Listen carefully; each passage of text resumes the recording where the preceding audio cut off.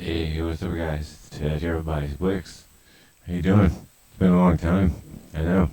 Yeah, it's been a long time for me too. I've been hibernating in with the bears. Me and the bears, we like to cuddle and go underneath the land and find some warm spots and don't do anything. No, and it's been working out. But no, okay. So we're gonna go over a couple things today, and I want to show you a little trick that I learned through my mentorship, and we'll see if it comes true today. I just want to see. So we're gonna throw this out there, and we'll see what's going on. We'll look at a couple things today. I want to look at some forex. So I want to look at cable with GBP USD, some commodities. Gold has been extra interesting lately. And then, of course, the main of the crypto, Bitcoin, Ethereum, and some Ripple, to see where that is headed. Because it seems like it seemed like they dropped and then they're all heading back up again. So, um, it all comes down to the technicalities. So, um,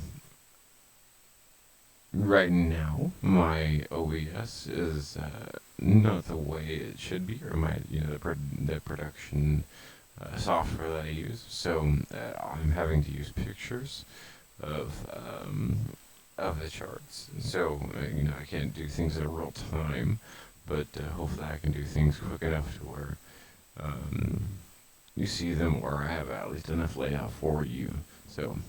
But yeah, let's go ahead and jump into GBP USD. That one,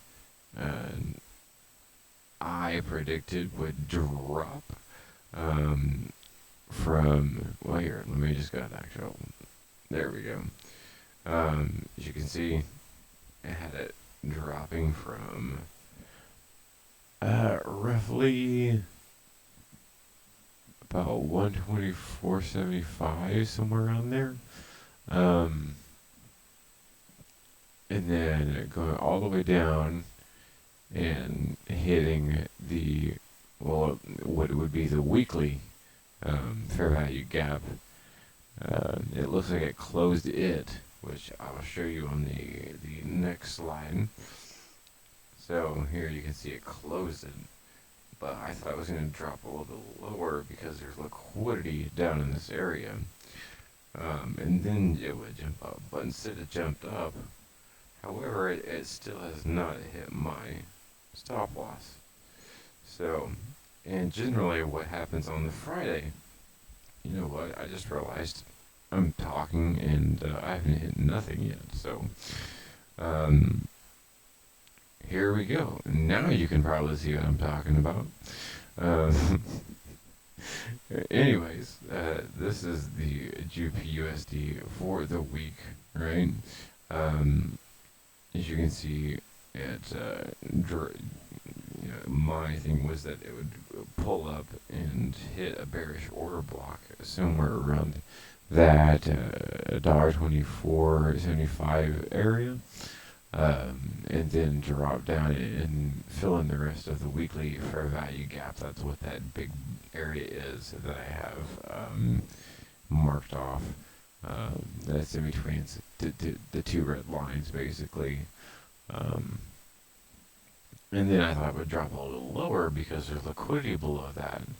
And then after that, it would jump up. Right now, as you can see, it is very, very oversold on the Williams percentage R, or Williams percentage range, which is a very, very much more accurate, stochastic indicator, in my opinion. So, since it is very, very oversold, generally there is a rule about the weekly is if you measure the low of the week to the high of the week, that it will fall back to about 20 to 30% of the weekly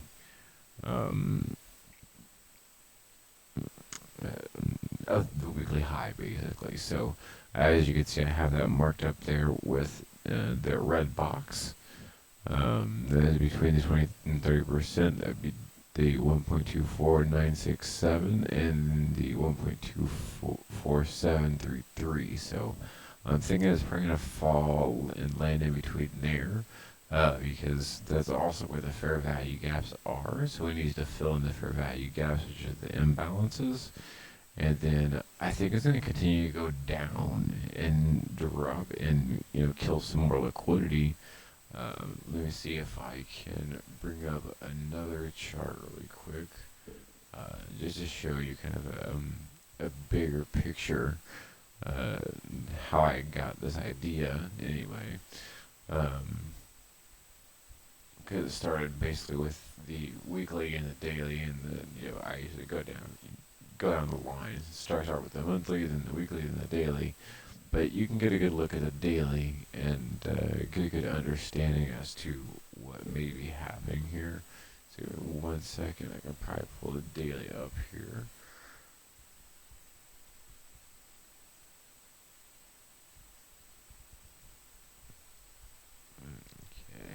I got it screenshotted. No, let me get it up on screen here.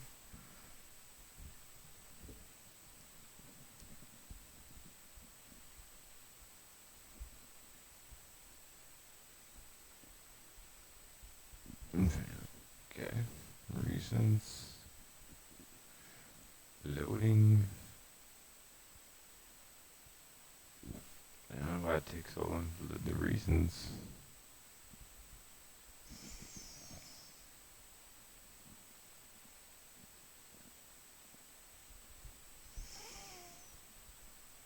It's not taking long to load anything else. Let me see here. No, that's not it.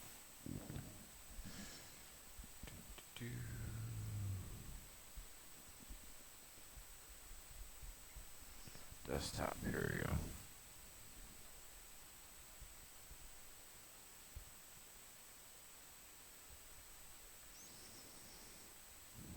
Yeah, okay, here we go.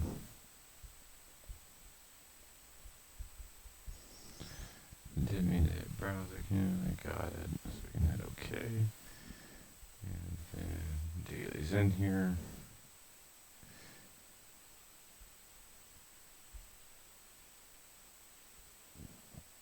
And hold on, I gotta copy and paste it into the current slide. So this is a lot of fun. A lot of fun navigating all this. Paste. There we go.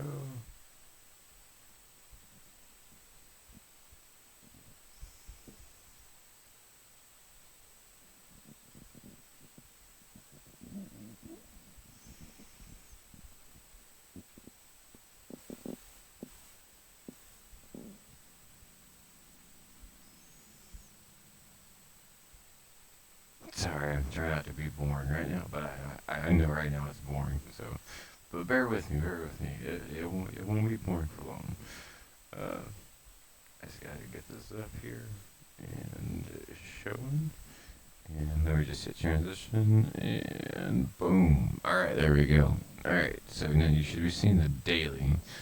So what I was looking at with the daily is, you can see, well, actually, that would be a bearish breaker that it hit the bottom of. Sorry, it wasn't a weekly fair value gap.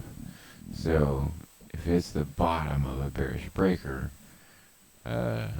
generally that's kind of a sign that it's not going well. I mean, it could. There is a possibility that it still could drop below the bearish breaker, and then if it closes on a daily below the bearish breaker, then it's probably not going to come back up for a while. But I still think it's probably going to drop to that 20-30% mark. And then since it is Friday, we'll have to see what happens next week, because Friday generally not much news happens, not much going on as far as the market is concerned. But I was thinking it would probably drop a little bit more and then go up. because you could see that GBP USD has been basically on the rise. I wouldn't call it a trend. I'm not a fan of the word trend at all. But you can see it has been, consistently going upward. The pound is starting to get stronger than the dollar, and the dollar starting to lose its buying power and its weakness. And I wonder why. We don't have much of an economy left, so I think that's part of the issue. But that's just me. That's just what I think and what I'll say. But the pound, I think it just depends on the Fed rate too, federal interest rate, and if the British pound is going to keep if their Bank of